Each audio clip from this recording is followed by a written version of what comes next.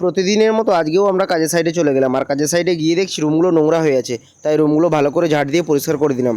প্রথম রুমটা করলাম, আর তারপরে রুমটা এটা আছে এটাও করে দিলাম। সব রুমগুলো মোটামুটি তাড়াতাড়ি করে পরিষ্কার করে দিলাম, আর তারপরে এই দাদাগুলো দেখছো এটা কাজে লেগে গেছে তাড়াতাড়ি করে। আর আমার আজকে কিছু কাজ ছিল না, তাই আমি রকস্টারের মতো বসে আছি, আর ওরা ওইদিকে কাজ করছে। আর এই যে মাইকাগুলো দেখছো এগুলো গতকাল পেস্টিং করে গেছে, আজকে কাজ করবো বলে। আর ওই যে কথায় আছে না, মানুষ কারো ভালো দেখতে পারে না, তার কারণ হচ্ছে আমি বসে বসে আনন্দে মোবাইল ঘাঁটছিলাম, ওই আনন্দটা ওরা দেখতে পাচ্ছিল না, তাই ওই দাদাগুলো ডেকে আমাকে কাজ করাচ্ছিল। আর এই যে দেখো তোমাদের সামনে আমি গান্ধীজির মতো ধরে দাঁড়িয়ে আছি, না মানে মাইকা পেস্টিংটা আমি ধরে আছি, কাস্টমার আমার কষ্ট না দেখতে পেরে আমাকে হাতে দুধ দিয়ে গেল। আর বন্ধুরা তোমরা তো আমাকে চেনো, আমি সব কিছুতে দেরি করি, কিন্তু কখনোই শুভ কাজে দেরি করি না, তাই ওরা দেখার আগেই আমি এক গ্লাস গপ করে মেরে দিলাম।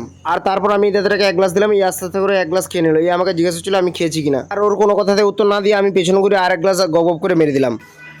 আর এই কথাটা কিন্তু তোমরা কাউকে বলো না। আর তারপরে আমরা কাস্টমারের বাড়ি দেওয়া সেই লস্যি সবাই মিলে ভাগ করে খেয়ে নিলাম, আর খেয়ে নেওয়ার পরে আমি সেই একই রকমভাবে বসে রয়েছি। আর এই যে দুটো দাদা দেখছো এরা তার মন দিয়ে কাজ করে যাচ্ছে, এরা কাজ করেও আমার অত চাপ নেই কাজ করার জন্য।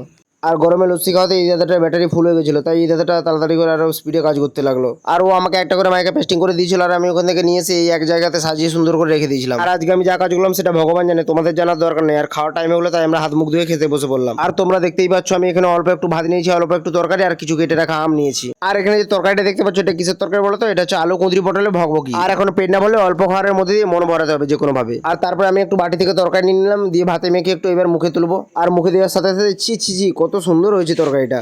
আর এইসব করতে করতে কখন যে পাত পরিষ্কার হয়ে গেলো আমি এটা বুঝতেই পারলাম না। আর এই পাত পরিষ্কার দেখে নিজের মনে হচ্ছে অনুষ্ঠান বাড়িতে প্যান্ডেলের পেছনে যারা ঘোরাঘুরি করে, মানে যারা জিভ দিয়ে ভালো করে চেটে পরিষ্কার করে তাদের মতো করেছি পুরো একদম। আর ওখান থেকে গিয়ে তাড়াতাড়ি করে ভালো করে হাত মুখ দিয়ে চলে এলাম, তার কারণ কি একটু ঘুমাবো বলে।